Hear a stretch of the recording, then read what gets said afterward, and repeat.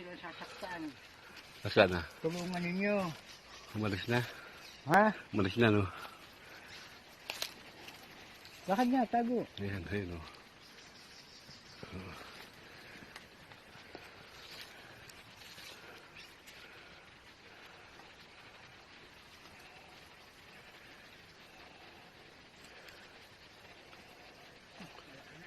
Narinig mo sinabi ko. Oo. Buti kumapakan eh. Huwag kayong mananakit sa mga taong pumupunta dito. Kung hindi maganda ang intensyon, hindi maganda ang hangarin, alam naman ninyo yan, yun.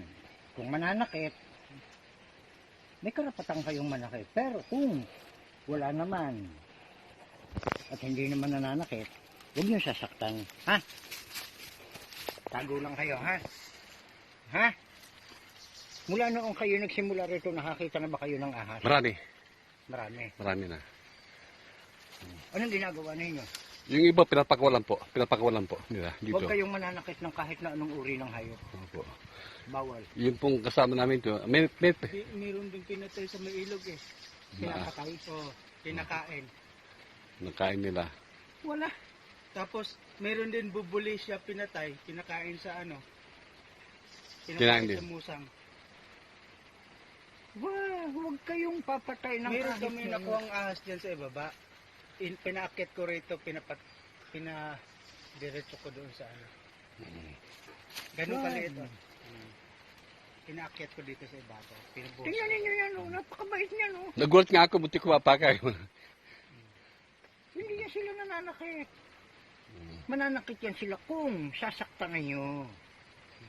Kagaya niya, may project kayo dito.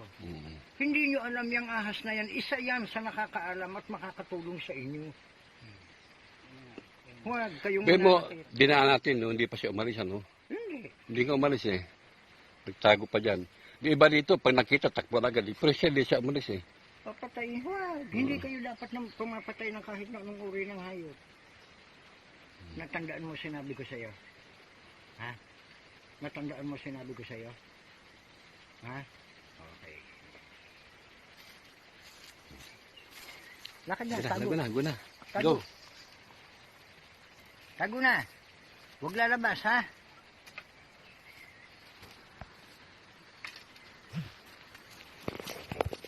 Hindi kayo dapat na pumapatay ng kahit na anong uri ng hayop dito. Mapalaka, kung ano. Yan. Mahirap yung isang kasama namin, si Bong. Kayo po yung umalis eh. Talaga